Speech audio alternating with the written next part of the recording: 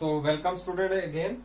अभी जो हमने लास्ट वीडियो में लास्ट लेक्चर में मैंने आपको बताया कि किसी भी एरिया को हम वेक्टर कैसे बना सकते हैं वो हमने कर लिया। उसके बाद का टॉपिक है व्हाट इज इलेक्ट्रिक फ्लक्स। देखिए, फ्लक्स को समझाने से पहले एक सिंपल स्टेटमेंट होती है फ्लक्स की फिजिक्स में, वो हम आपको बताते हैं। वो फ्लक्स क्या है? फ्लक्स होता है कि किसी भी सरफेस में से कितनी फील्ड लाइंस क्रॉस हो रही है। ठीक है, total number of field lines cross through the surface. देखिए,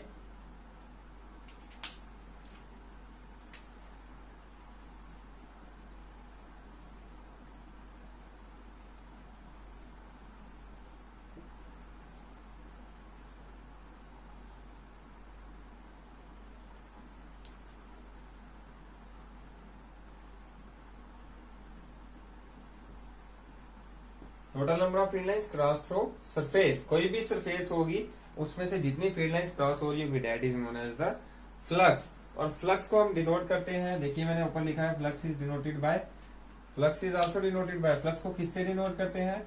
it is denoted by phi. और फाई किसके इक्वल होता है? E vector dot S vector. ठीक है, ये है फ्लक्स की आपकी फिजिकल स्टेटमेंट कि किसी भी सरफेस से जितनी फील्ड लाइंस क्रॉस हो रही है उसे हम फ्लक्स मानेंगे। और फ्लक्स किसके इक्वल होता है? Phi equal to E vector dot DS vector. ये तो फिजिकल स्टेटमेंट है स्टूडेंट। मैं अभी आपको बताऊंगा कि ये कैसे है, लेकिन हम इसका कंसेप्ट कैसे ले सकते हैं। देखिए, अब मैं आपको कैसे बताने वाला हूं कि इमेजिन कीजिए कि हम एक जगह इलेक्ट्रिक फील्ड क्रिएट करते हैं। वो कैसे? सपोज यहाँ पे मैं रख देता हूँ एक पॉजिटिव चार्ज बॉडी, हमने काफी बार पीछे पढ़ लिया। यहाँ पे एक मैं रख देता हूँ नेगेटिव चार्ज बॉडी। वही नो डेट पॉजिटिव से फील्ड लाइंस बाहर की ओर आती है, और जब ये फील्ड लाइन आगे देखेंगे नेगेटिव बॉडी है तो वही नो डेट नेगेटिव की फील्ड लाइन हमेशा कौन सी डायरेक्शन में होती है? अंदर की ओर। ये हमने पढ़ा। तो पॉजिटिव के लिए फील्ड लाइंस बाहर की ओर निकल रही है, नेगेटिव के लिए फील्ड लाइंस कौन सी डायरेक्शन में होती है? अंदर की ओर। तो यही फील्ड लाइन जब आगे जाएंगी तो देखेंगे नेगेटिव बॉडी है तो वो उसके अंदर चली जाएंगी, क्योंकि नेगेटिव के लिए नेगेटिव चार्ज के लिए फील्ड लाइंस की डायरेक्शन अंदर की ओर होती है। तो इसका मतलब जब ऐसा प्रोसेस होगा तो देखिए, एक इस साइड पॉजिटिव चार्ज बॉडी रखी, इस साइड नेगेटिव चार्ज बॉडी रखी, तो बीच में इलेक्ट्रिक फील्ड ट्रेवल कर रही है। इसका मतलब बीच में क्या क्रिएट हो गया? इलेक्ट्रिक फील्ड का रीजन क्रिएट हो गया। अब इस बीच वाले रीजन में क्या है? Electric field. तो अब इमेजिन कीजिए, यहाँ पे पॉजिटिव चार्ज बॉडी है, यहाँ पे नेगेटिव चार्ज बॉडी है। पॉजिटिव चार्ज बॉडी से फील्ड लाइंस नेगेटिव की ओर जा रही है, तो बीच का जो रीजन है वहां पे इलेक्ट्रिक फील्ड अब क्रिएट हो गई। ठीक है, ध्यान से देखिए, बीच के रीजन में क्या क्रिएट हो गया? इलेक्ट्रिक फील्ड, और इलेक्ट्रिक फील्ड इंटेंसिटी क्रिएट होगी। तो आप बोलोगे सर आप इस चीज को बता रहे हो, इसका फ्लक्स से क्या रिलेशन है? तो बेटा, फ्लक्स भी एक क्वांटिटी है जो इलेक्ट्रिक फील्ड से कहीं ना कहीं रिलेट होती है। वो कैसे? देखिए, फ्लक्स किसके इक्वल है? E vector dot S vector के। तो what is E vector? E vector is the electric field intensity. तो पॉजिटिव से जब नेगेटिव की ओर फील्ड लाइंस गई तो इसका मतलब बीच में जो रीजन था उसमें क्या क्रिएट हो गया? Electric field. जो इलेक्ट्रिक फील्ड यहाँ से यहाँ जा रही है ना, वो बीच से होके जा रही है, तो बीच में इलेक्ट्रिक फील्ड इंटेंसिटी क्रिएट होगी है, जिसको हम ई से डिनोट करते हैं, ई वेक्टर से डिनोट करते हैं। आपको क्लियर हुआ? तो इसका मतलब इलेक्ट्रिक फील्ड जहां पे होगी वहां पे फ्लक्स होगा। ठीक है, इलेक्ट्रिक फील्ड जहां पे होगी वहां पे फ्लक्स होगा। लेकिन यहाँ पे सरफेस एरिया आ जाता है। तो अब सरफेस एरिया किसका होगा? क्या इसका होगा? इस बॉडी का होगा? इस बॉडी का होगा? नहीं। अब सरफेस एरिया किसका होगा? ध्यान से देखिए, कहता है हमने बोला, अब हमने क्या क्रिएट कर दिया है? हमने क्रिएट कर दिया इलेक्ट्रिक फील्ड लाइन। अब देखिए, मैं यूनिफॉर्म बना रहा हूँ, यहाँ पे आपको ध्यान से देखना है। ये मैं बता रहा हूँ कि ये है इलेक्ट्रिक फील्ड लाइंस।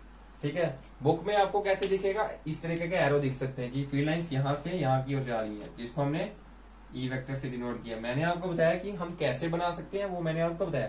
लेकिन बुक में है कि फील्ड लाइंस की डायरेक्शन क्या है? यहाँ पे मीन यहाँ पे कोई पॉजिटिव चार्ज बॉडी हो सकती है, यहाँ पे नेगेटिव चार्ज बॉडी। ठीक है, उनके बीच में इलेक्ट्रिक फील्ड इंटेंसिटी क्रिएट होगी। अब बोलता है इलेक्ट्रिक फ्लक्स क्या होता है कि किसी भी बॉडी से कितनी फील्ड लाइंस क्रॉस हो सकती हैं। ठीक है, यहाँ पे पॉजिटिव चार्ज बॉडी है, यहाँ पे नेगेटिव।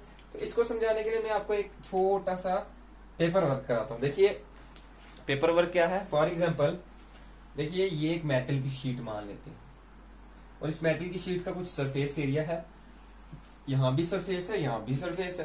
तो इस मेटल की शीट का सरफेस एरिया है ना, तो फ्लक्स क्या कहता है कि कोई भी सरफेस उसमें से जितनी फील्ड लाइंस क्रॉस हो रही हैं उसको हम किससे रिप्रेजेंट करते हैं? That is known as the flux. तो कहता है ये यहाँ से यहाँ फील्ड लाइंस बन चुकी हैं, इसके अंदर, इसके रीजन के अंदर।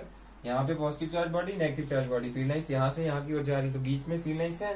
तो उसी फील्ड लाइंस में अगर मैं एक मेटल की शीट रख देता हूँ तो इसका मतलब जो मेटल की शीट रखी है तो इसका कुछ सरफेस एरिया होगा। इस मेटल की शीट में से कितनी फील्ड लाइंस क्रॉस होकर दूसरी साइड जा रही हैं, that is known as the flux means total number of field lines crosses through the surface is known as the electric flux। और ये इलेक्ट्रिक फील्ड लाइंस है इसलिए इनको इलेक्ट्रिक फ्लक्स बोलेंगे।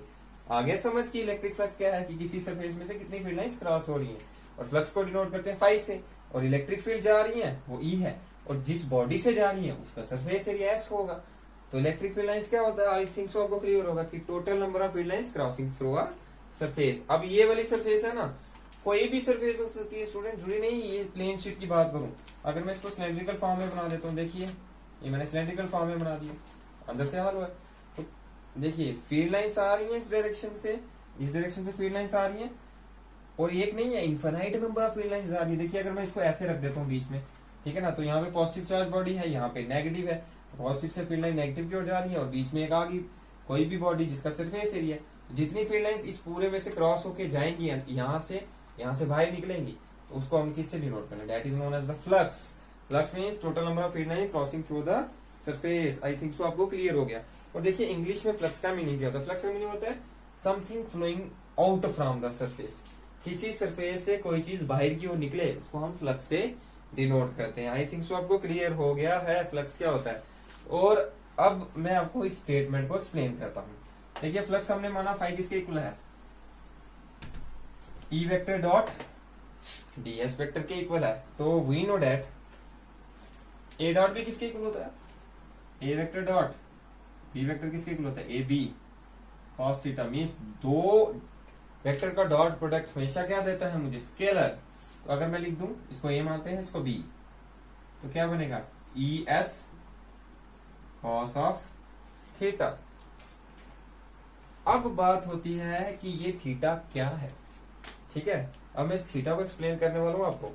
तो देखिए अभी मैंने बोला ये है इलेक्ट्रिक फील्ड लाइंस, कहां से आ रही है, किसी पॉजिटिव चार्ज बॉडी से आ रही है और नेगेटिव की ओर जा रही है, ठीक है। ये इलेक्ट्रिक फील्ड लाइंस है जिसकी डायरेक्शन ई वेक्टर है, इस डायरेक्शन में ये ट्रेवल कर रही है।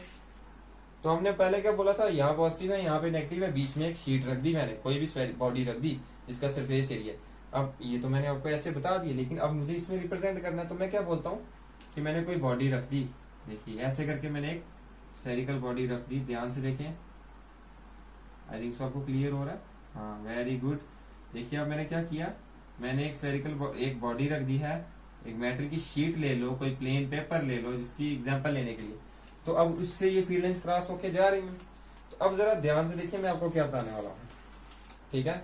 मैं आपको ये बता रहा हूँ, प्लीज मेक श्योर आप लोगों को समझ आ रहा हो। देखिए पॉजिटिव चार्ज बॉडी है, नेगेटिव चार्ज बॉडी, बीच में अगर मैंने ये रख दी तो इसमें से infinite number of field lines cross होके जा रही होंगी।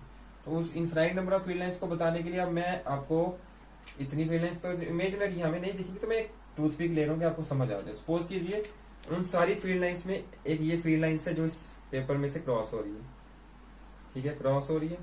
इसके अलावा इनफिनाइट नंबर ऑफ इससे क्रॉस हो रही है, जितनी ज्यादा फील्ड लाइन क्रॉस होगी उतना ज्यादा फ्लक्स होगा, ध्यान रखिएगा, ठीक है। और मैंने उसमें से एक फील्ड लाइन ली, वो इसमें से क्रॉस हो रही है। अब देखिए ये है इसकी सरफेस, ये इसकी सरफेस, ये वाली सरफेस, ये सरफेस है किसकी, इस बॉडी की, और ये जो फील्ड लाइन टूथपिक है ये जो फील्ड लाइन है। तो मुझे बताइए आप कितने का एंगल है इसमें, ध्यान से देखिए। अगर आप ये इस तरीके से वाई एक्सिस पे है, ये एक्स एक्सिस पे बाहर की ओर निकला है, कितने का एंगल है दोनों के बीच में, 90 का। इसका मतलब इलेक्ट्रिक फील्ड। और अगर मैं इसको ऐसे रखने के बजाय, ऐसे रखा है ना हमने, ऐसे रखने के बजाय मैं इसको आपको ऐसे रख के बताऊं, तो आप देखेंगे ये सरफेस एरिया है, ये नॉर्मल बाहर की ओर, तो इन दोनों में कितने का एंगल है, इस तरीके से सरफेस ऐसे है सरफेस, ये ऊपर की ओर निकला है, तो देखिए दोनों में कितने का एंगल होगा। अब मेरे हाथ और इसमें कितने का एंगल है, इसमें और इसमें कितने का एंगल है, 90 डिग्री का। तो कहता है cos 90 किसके इक्वल होता है, cos 90 जीरो के इक्वल होता है। तो अगर 90 पुट करता हूं तो ये जीरो बन जाएगा, इसका मतलब फ्लक्स होगा ही नहीं। तो इसको एक्सप्लेन करने के लिए हमने एक चीज पढ़ी पीछे, एरिया वेक्टर के बारे में। किसी सरफेस एरिया का हमेशा एक वेक्टर होगा, और वो वेक्टर कैसा होगा, वो वेक्टर होगा जो उसका एक नॉर्मल होगा। तो इसका मतलब अब मैं आपको एक चीज और बता दूं कि अब ये जो भी शीट है, जो भी बॉडी है, उसमें से फील्ड लाइंस क्रॉस हो रही है। तो मैंने बोला आपको कि फील्ड लाइंस इससे क्रॉस हो रही है, उसमें और इस सरफेस में 90 डिग्री का एंगल है, ठीक है। अब यहां तक रखिए इसको। अब मैं इसमें एक चीज और एड अप करता हूं कि ये जो सरफेस है, ठीक है, ये प्लेन शीट है, इसका नॉर्मल क्या होता है। मैंने पीछे वाले लेक्चर में बताया, नॉर्मल हमेशा किसी भी सरफेस का क्या होगा, परपेंडिकुलर। तो अगर मेरे हाथ की बात करें मेरे हाथ की जो अपर वाली सरफेस है उसका नॉर्मल क्या होगा, नॉर्मल होता है हमेशा परपेंडिकुलर, याद रखिए। तो मीन्स ये आ गया इसका नॉर्मल। देखिए मैंने टूथपिक रखा है, आपको दिख रहा होगा, अगर ये देखिए ये हाथ है मेरा, तो अगर मुझे इस हाथ का सरफेस एरिया तो मैं निकालूंगा, लेकिन उसकी डायरेक्शन कैसे निकालूंगा, तो फिजिक्स में क्या कहते हैं कि जो भी सरफेस एरिया का नॉर्मल होगा, नॉर्मल जिस डायरेक्शन में होगा उसी डायरेक्शन में, याद रखिए उसी डायरेक्शन में उस सरफेस एरिया के डायरेक्शन होगी, तो उस तरीके से हम बोल देंगे surface area is a vector quantity, जो भी बॉडी होगी, ठीक है। तो अब नॉर्मल इसका, अगर मैंने इसको ऐसे रखा है स्लांट, तो नॉर्मल क्या होगा इसका, परपेंडिकुलर, तो परपेंडिकुलर ऊपर की ओर निकलेगा, ठीक है ना। ये देखिए परपेंडिकुलर किस डायरेक्शन में निकलेगा, ऊपर की ओर, इस तरीके से होगा परपेंडिकुलर। ये सरफेस है, ये इस तरीके से इसका परपेंडिकुलर, तो कितने का एंगल होगा, नॉर्मल और सरफेस में भी 90 का एंगल होगा। ध्यान से देखिए, अगर ये कोई सरफेस है, ये रेक्टेंगल, इसका नॉर्मल क्या होगा, जो बाहर की ओर, अगर ये बोर्ड है इसका नॉर्मल क्या होगा, बाहर की ओर, मीन्स ये ऐसे है, ये बाहर की ओर, तो कितने का एंगल बन रहा है, 90 डिग्री का। मीन्स अगर ये शीट मैंने अब ऐसे दिखाने के बजाय आपको अगर ऐसे दिखाता हूँ, तो आपको सिर्फ ये वाला पोर्शन दिखेगा ना। अगर मैं ऐसे खड़ा हूँ, अगर मैं ऐसे हो जाता हूँ, तो मेरी यही पोर्शन दिखेगा। तो आपको सपोज कीजिए अब मैं पेपर को ऐसे रख दिया, शीट को ऐसे रख दिया, आपको सिर्फ ये पोर्शन दिख रहा है, और जो field line, electric field line इससे क्रॉस हो रही है।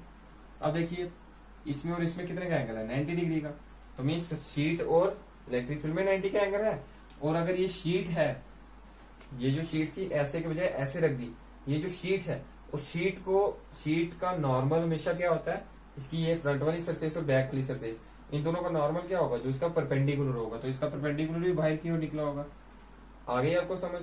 तो इसके नॉर्मल ये है, देखिए ये शीट का सरफेस एरिया, ये इलेक्ट्रिक फील्ड, ये शीट है जो भी सरफेस बॉडी है जिसका सरफेस एरिया ऐसे डिनोट किया है, और ये उसका नॉर्मल जो बाहर की ओर निकला है, नॉर्मल को एन कैप से भी डिनोट करते हैं, ठीक है। तो ध्यान से देखिए, इसके और इसमें सरफेस में 90 का एंगल है, तो अगर मैं ये 90 पुट करता हूँ, ये 0 हो जाता है। नॉर्मल और इस सरफेस में भी, सरफेस के नॉर्मल और उसमें भी सरफेस में और उसके नॉर्मल में 90 का एंगल है, तो ये 90 इसमें पुट करता हूँ तब भी फ्लक्स 0 हो जाता है। लेकिन अगर मैं आपको एक चीज बताऊं कि जो इलेक्ट्रिक फील्ड लाइंस इसमें से निकल रही हैं, वो यहां से जा रही हैं और यहां से बाहर आ रही है, आगे समझ। और जो नॉर्मल है वो भी इसी डायरेक्शन में है। तो ध्यान से देखिए, इलेक्ट्रिक फील्ड लाइन जो सरफेस से बाहर आ रही है और उस बॉडी के सरफेस एरिया का नॉर्मल, दोनों कौन सी डायरेक्शन में, they are at same direction. और अगर दोनों सेम डायरेक्शन में है तो एंगल कितना होगा, 0 डिग्री, और cos 0 क्या होता है, 1।